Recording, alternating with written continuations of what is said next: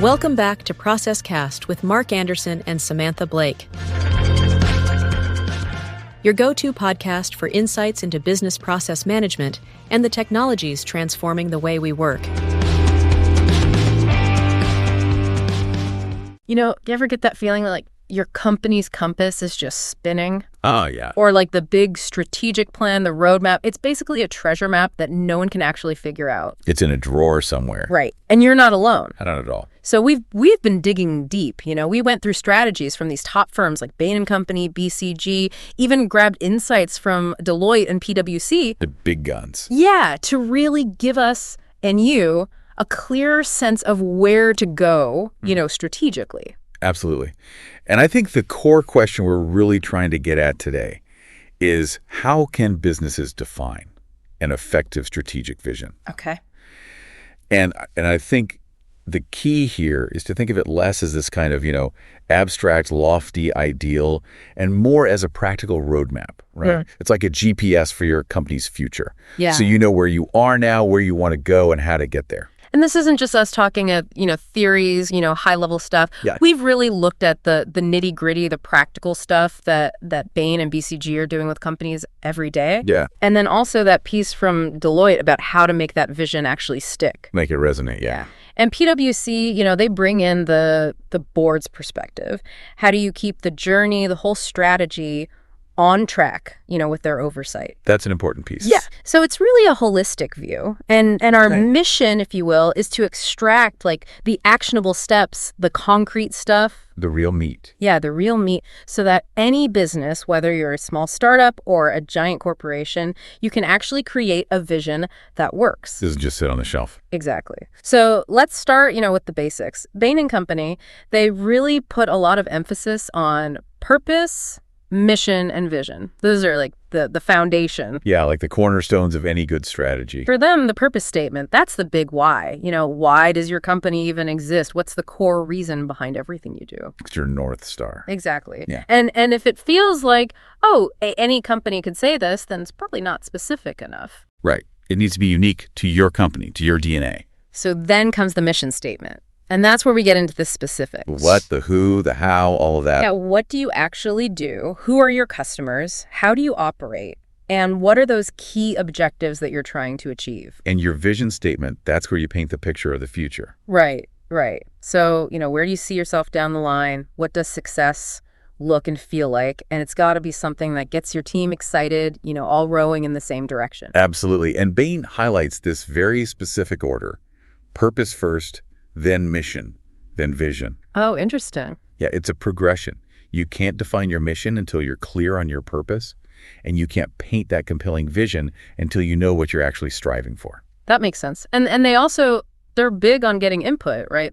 From everyone. Oh, absolutely. Yeah. They stress the importance of talking to employees at all levels, suppliers, even your customers. Wow, okay. Yeah, it's about getting a full 360-degree view of your company's culture, the values, the strategy that's already in place, and what everyone sees for the future. So it's not just the executives in a room making decisions, in a vacuum. Exactly. It's about tapping into that collective wisdom. And it's important because Bain emphasizes that this process is about addressing the company's commitments, not just to shareholders, but to everyone. Yeah, to customers, employees, the communities you operate in, all your key stakeholders. Okay, so it's got to be grounded, it's got to be practical. You can't just have this pie in the sky vision. Well, exactly. And Bain makes it clear your objectives have to be measurable, the approach has to be actionable, the vision itself has to be achievable. Right. It can't be just a dream. It's got to be something you can actually work towards. Exactly. And I think the last point they made, which is so crucial, is communication. Oh, huge. You can do all this work, but if you can't communicate it clearly, concisely, it goes nowhere. To everyone in the company, then you haven't really achieved anything. It's got to be simple, easy to understand, and it's got to get everyone on board. Okay, so that's a great overview from Bain. Now let's bring in BCG, the Boston Consulting Group. What's their take on this whole strategic vision thing? So BCG, they really emphasize the importance of considering different time horizons when you're developing a strategic vision. Okay. It's not just about today, tomorrow, next year. You have to think long term. Right. Makes sense. And they break it down into 3 distinct categories. The long term, more than 5 years out. Then the medium term, 3 to 5 years. And then the short term, which is basically this year, next year. Got it. So walk us through each of those, like what's different about them? What should we be focusing on? So for the long term, that's where you're really setting your sights on the horizon. You're defining or maybe even redefining your core vision, your mission, your overall direction as a company. And you have to factor in those big global trends, things like technological advancements, AI or shifts in demographics, climate change, things that could fundamentally change the game. So that's where you're looking at those like mega trends. Exactly. And identifying those major risks and opportunities. Okay. So like how Philips shifted from consumer electronics to healthcare, right? That was a long-term play. Perfect example. BCG uses that one. They saw that healthcare was going to be a huge growth area, and they made the strategic decision to move in that direction. Same thing with BIC. They realized, hey, we're more than just pens. They repositioned themselves as a broader disposable device company, and that opened up so many new markets and opportunities for them. Okay, that's long term. So what about the medium term, 3 to 5 years out? What happens there? That's where you start to translate those long-term aspirations into concrete steps. So you're developing actionable business plans, figuring out your key customer segments, geographic priorities, where you want to focus your resources. So like how do we actually get to where we want to be in the long term? Exactly. This is also where you map out your innovation roadmap. Okay. What are the key technologies, products, services that are going to drive growth in the future? And this is the time to start thinking about strategic partnerships and maybe even new business models to get you closer to that long-term vision. Okay. So long-term is vision, medium term is like, how do we get there? And then short term. Short term is all about challenging your current strategy, evaluating progress, and looking for ways to accelerate. So are we on track? Exactly. Are we hitting our milestones? Are the assumptions we made still valid? Because the world changes so fast. All the time. And you need to be able to adapt. BCG makes a great point here. They say the short term should be about strategic dialogue, not just a budget focus. I like that. It's not just about are we hitting the numbers. It's about are we doing the right things? Exactly. So instead of arguing over budget line items, you should be asking, are our current products still meeting customer needs? Are new competitors emerging that we need to address strategically? Yeah, so it's like a constant check-in, like, are we still on the right path? Always on strategy. That's what BCG calls it. I love that. And I think what's really important here is, like, all these time horizons, they have to be aligned, right? Absolutely. Your short-term actions need to contribute to your medium-term goals, which ultimately need to be moving you towards that long-term vision. Otherwise, it's just chaos, right? It's like a ship without a rudder. Okay, so we've got the building blocks from Bain, the time horizons from BCG. Now let's talk about some of those like overarching principles, the things that really make a strategic vision work. What do we got? Well, Bain has some really interesting ideas here. Okay, let's hear them. One of the most fundamental ones is to separate strategic planning from your budgeting process. They argue that your big, bold, ambitious ideas, those should be driving your investments, not the other way around. So don't let the limitations of your budget dictate your strategy. Right. You don't want to be stuck with, like, well, we only have this much money, so we can only do this. Yeah. You want to think, what's the best thing for the company? Yeah. And then figure out the budget. That's interesting. So come up with the strategy first and then allocate the resources. Exactly. Bain actually gives an example of a global resource company that dedicates the first part of every year just to strategy development. Really? Yeah, they don't even talk about budget until they figured out their strategic priorities. Wow, that's a pretty big commitment. It is, but it shows how important they see it. Another key point Bain makes is about amplifying the voices of your frontline employees and your customers. Because they're the ones closest to the action, right? Exactly. Yeah. They have so much valuable insight. Yeah, like the sales team, customer service, they hear what people are saying every day. So you need to create mechanisms to capture that intelligence, that feedback, and then translate it into actionable steps. Make it useful. Exactly. And when it comes to actually allocating resources, Bain says you need to be willing to prioritize. It's not about spreading things evenly. It's about focusing your resources, money, time, talent, on those key growth areas where they can have the biggest impact. So some things get more attention than others. Absolutely. They even use this phrase, staff big jobs with big people. You want your best people working on your most critical initiatives. Makes sense. And that connects to another point that both Bain and BCG emphasize, which is moving beyond the traditional annual planning cycle. Right. That idea of, okay, we'll meet once a year, come up with a plan, and then stick to it no matter what. Yeah. In today's world, that's just not realistic. Not at all. You need to be constantly evaluating, adapting, and making decisions as needed. Bain calls it a continuous, issues-driven strategic agenda. So instead of just one big planning meeting, you're having regular discussions, debates about strategic alternatives. Exactly. And those discussions are focused on the most important issues, the things that can really move the needle. They had that example of a software company, right? Yeah, they were stuck in that annual cycle, and then they realized they were falling behind because the market was changing so fast. So they had to become more agile, more responsive. Exactly. They switched to a continuous planning forum where they could constantly adjust their strategy based on what was happening in the market. So less rigid, more adaptable. Absolutely. And to enable all of this, Bain highlights the importance of leadership focus and simplification. Leaders need to free themselves up to focus on the big strategic decisions and empower others to handle the day-to-day stuff. So delegate. Exactly. Don't get bogged down in the minutia. And they even suggest a zero-based approach to planning, which means questioning every piece of information, every assumption, to figure out what's truly essential. It's about cutting through the clutter and getting to the heart of what matters. Love it. Now, BCG, they also have some interesting thoughts on how to keep the strategic vision process fresh and engaging.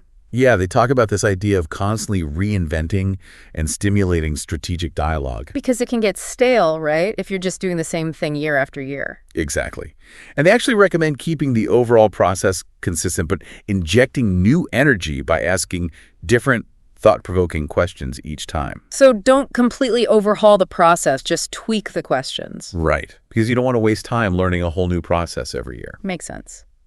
So what kind of questions are we talking about? Questions that really push people to think beyond the day-to-day, to challenge assumptions, to come up with new ideas. Like what-if questions. Exactly. What if this happens? How would we respond? What are the implications? I like that. BCG actually outlines this W-shaped model for strategic dialogue. Okay, how does that work? So it starts with central leadership, the executives, posing those key strategic questions. Then the different divisions, departments, they go off and do their analysis, come back with their answers, their ideas. Okay. Then there's a dialogue, a back and forth to refine those ideas, to challenge each other, to really make sure they're solid. And then leadership makes the key selections. So it's a collaborative process, but ultimately the decisions are made at the top. Right. And then management develops those detailed execution plans. Right. And there's a final meeting for discussion and approval. So it's structured, but it allows for input from everyone. Exactly. And another point BCG really emphasizes is engaging the broader organization in the strategic vision process. So it's not just a top-down thing. Not at all. They advocate for involving internal and external stakeholders, customers, suppliers, even non-executive directors. Wow, that's a lot of people. It is, but it's about getting those diverse perspectives, avoiding groupthink. Right, because everyone sees things differently. Exactly. They call it enhancing your peripheral vision, being able to see those emerging opportunities and risks that you might otherwise miss. And I imagine when people feel like they've been part of the process, they're more likely to buy into the vision, right? Absolutely. If they've had a voice, they're more likely to be committed to making it happen. Okay, so we've talked about vision, planning, engagement. What about execution? How do you actually make this stuff happen? That's where BCG really hits on the importance of investing in robust execution and ongoing monitoring. Because a plan is just a plan, right? Exactly. You have to actually put it into action.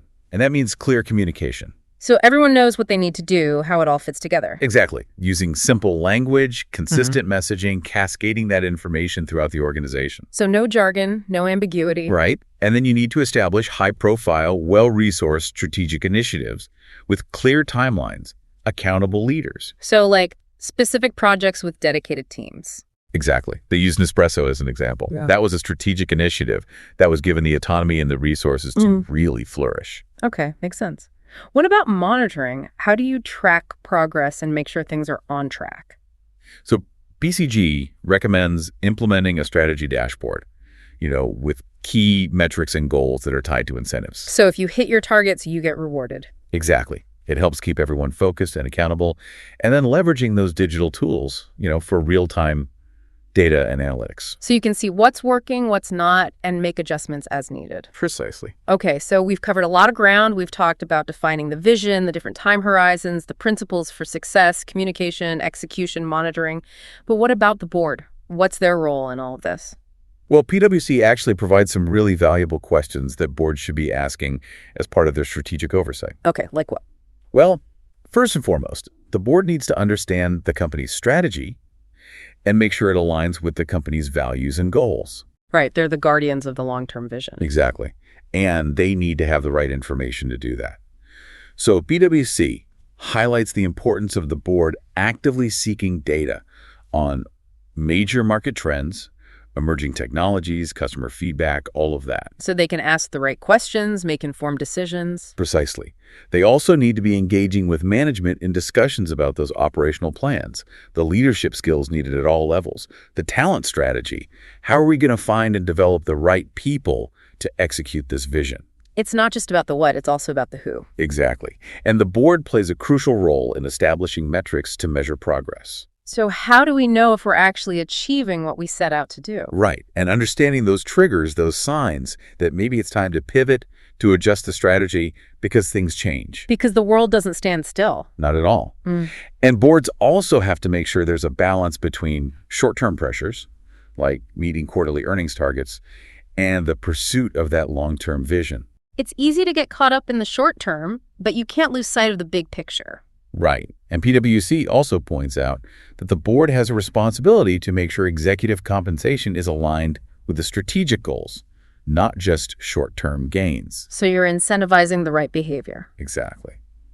And finally, PwC emphasizes the board's role in understanding and communicating the company's strategic story to all the stakeholders, investors, employees, the public. Because a vision that's clearly understood and widely supported is much more likely to succeed. Absolutely. Okay, so we've talked about the board, the strategy, the execution, but how do you communicate this vision in a way that really resonates with people, that gets them excited, that makes them want to be part of it? Well, Deloitte has some great insights on this. Hey, okay, let's hear them. So they say, first of all, simply having a well-written vision statement is not enough. You need to communicate it effectively, clearly, concretely, and in a way that's compelling. So it's not just about the words on the page, it's about how you bring those words to life. Exactly.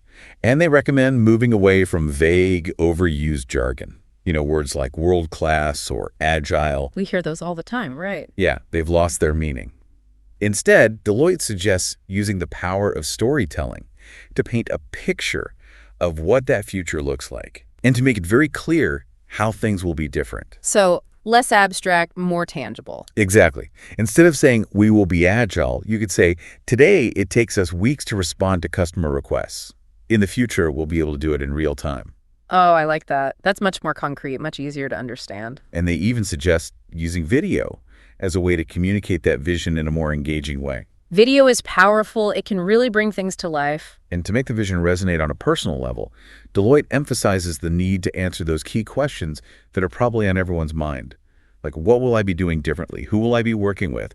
How will my day-to-day job change? Right. Make it relevant to me, to my work. Exactly. And you need to tailor your communication to different stakeholder groups.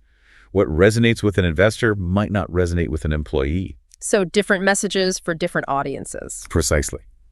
And to make the vision truly compelling, Deloitte says you need to connect with people on an emotional level. So not just logic, but emotion. Right. Highlight those benefits, not just for the company, but for customers, for the community, even for society as a whole. That's where purpose really comes in, right? Absolutely. Connecting your vision to a bigger purpose can be very powerful. And Deloitte also points out the importance of connecting the future vision to the company's past and present. So it's not a complete break from everything that came before. Right. Acknowledge what will remain the same, what's still valued. It helps people feel more comfortable with change and shows respect for the company's history.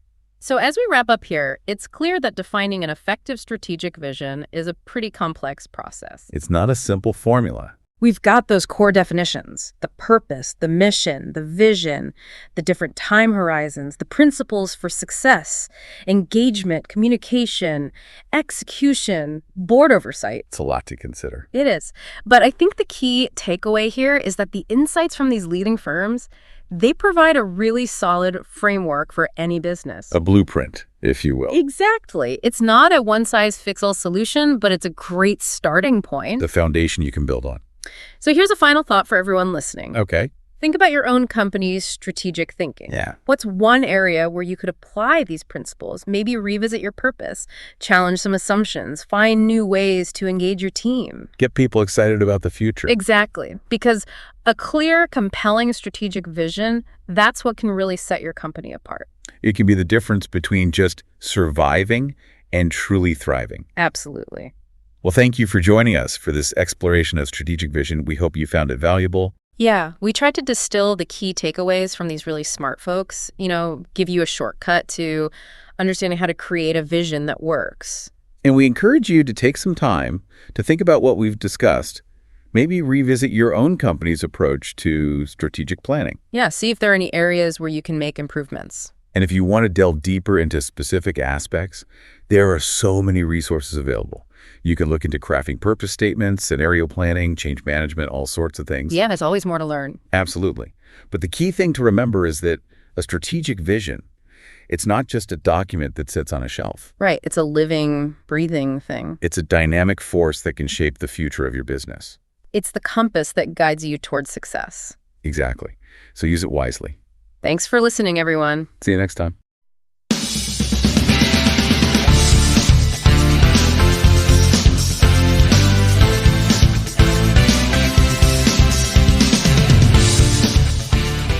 Thank you for listening to ProcessCast.